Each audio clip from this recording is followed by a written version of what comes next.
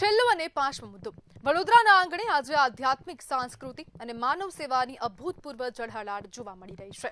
અટલાદરા સ્થિત બીએપીએસ સ્વામિનારાયણ સંસ્થાના આધ્યાત્મિક વડા મહંત સ્વામી મહારાજની 92મી જન્મ જયંતિ નિમિત્તે આયોજિત ભવ્ય મહોત્સવમાં શ્રદ્ધા, સંસ્કાર અને સેવાની ત્રિવેણી વહેતી જોવા મળી। નેશનલ હાઈવે 48 પર આવેલા પાંજરાપોળ ગ્રાઉન્ડ ખાતે આયોજિત આ મહોત્સવમાં અંદાજે 2 લાખ હરિભક્તો, 14 દેશોમાંથી આવેલા 13,000 એનઆરઆઈ અને 2 રાજ્યના મુખ્યમંત્રીઓની ઉપસ્થિતિએ કાર્યક્રમને ऐतिहासिक बनाव्यो।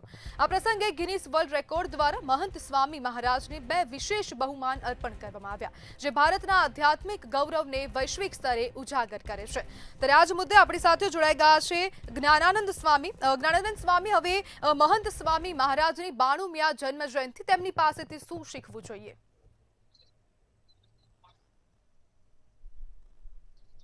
જી परम पूज्य महंत स्वामी महाराज ની 92મી જન્મ જયંતિ અત્યારે ભવ્યતાપૂર્વક ઉજવાઈ રહી છે।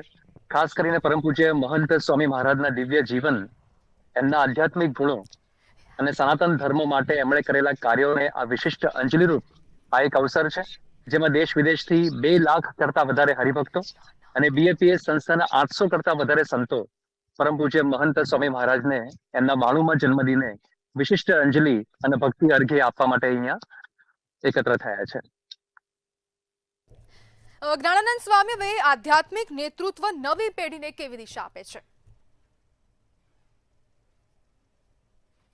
પરમ પૂજ્ય મહંત સ્વામી મહારાજે આધ્યાત્મિકતા અને વૈજ્ઞાનિક અભિગમ આ બંનેના સંગમ દ્વારા આપણી નવી પેઢીને અધ્યાત્મ તરફ અભિમુખ કરવાનું એક મહાન કાર્ય કર્યું છે।